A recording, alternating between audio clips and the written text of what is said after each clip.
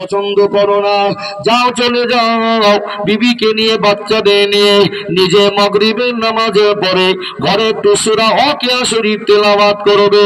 ওই সূরা ওয়াকিয়া শরীফ তেলাওয়াত করলে আমার আল্লাহ তোমার ঘরে অভাব অনাটন দুঃখ কষ্টটা মুছে দেবে। আরো জোরে বলুন। আমল করলেন সাহাবী, ঘরের ভিতরে জাতা ছিল এমনি এমনি ঘুরতে শুরু করে দিল। কোথা থেকে আটা আসে, কে বা ঘোরায়, ওই জাতাটাকে থামিয়ে দিয়ে অনেকটা আটা, ওই আটাটাকে নিয়ে মনে করলেন এটা কার আটা, এ আমি খাবো কিনা, আমার জন্য জায়েজ হবে কিনা, এটা আমার আল্লাহ ভালো জানে, আমার রসুল ভালো জানে। চলে গেলেন আমার নবীর কাছে, ইয়া রাসূলুল্লাহ, ইয়া হাবিবাল্লাহ, হুজুর আমার ঘরে এমনি জাতা ঘরে আটা বেরিয়ে আসে, আমার বিবি সাহেবা থামিয়ে দেয়, এই আটাটা কি করব?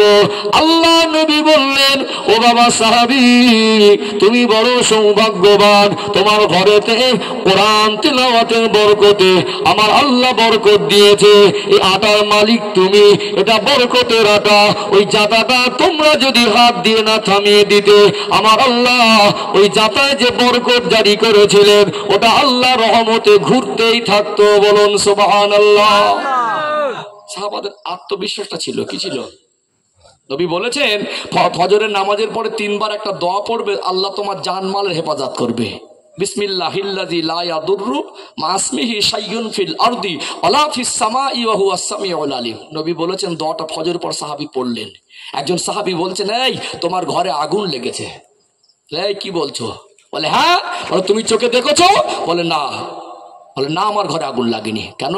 আমার নবী বলেছেন দোয়া শিখে দোয়াটা আমি পড়েছি, দোয়াটা আমি, আমার ঘরে আগুন লাগতে পারে না, পৃথিবী উল্টে যাবে, রাসূলুল্লাহর কথা মিথ্যা হতে পারে না। খবর নিয়ে দেখছেন আমার ওটা পাশের বাড়ি। বলুন না সুবহানাল্লাহ। সেই ঈমান তোমরা তৈরি করতে পারেনি, পেরেছি কি?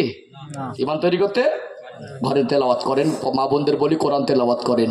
মোবাইল মানুষের জীবন ধ্বংস করে দিচ্ছে, ঠিক গো, উপকারের ছেড়ে ক্ষতি বেশি। যুবকদের বলি সাবধান হও ভাই, তোমার পকেটে মোবাইল থাক, তুমি আল্লাহর ঘরে যাওয়া অভ্যস্ত করো, মোবাইলের নোংরামি এমনি মুছে যাবে। ঠিক বললাম না ভুল বললাম? 2 দিন 4 দিন মসজিদে ঢুকলে ওই মোবাইলে যে গানগুলো আছে ওগুলো ডিলিট করতে তোমার মনই বলে দেবে আর আল্লাহর ঘরে কোনো ঢুকবো না। কথা দরকার আছে না? আলোচনা রাগ করলেন নাকি? আমাদের জীবনের সব থেকে দামি সম্পদ কি? নবীর ভালোবাসা অর্জন আর আল্লাহ সন্তুষ্টি অর্জন। এই সম্পর্কের খাতিরে যেটা হয় কিয়ামত পর্যন্ত বিজ্ঞান সেটা করতে পারবে না। জীবন পরিবর্তন দরকার আছে, সোজা রাস্তা আল্লাহর ঘর মসজিদ। দিনে কমের উপরে 10 মিনিট একজন ইমামের সোহবতে থাকবো ইনশাআল্লাহ। 1 মাস ট্রাই করে দেখুন, আল্লাহ চায় তো বরকত হবে ইনশাআল্লাহ। অনেকক্ষণ কষ্ট করে বসে আছেন, মানুষের একটা ধৈর্য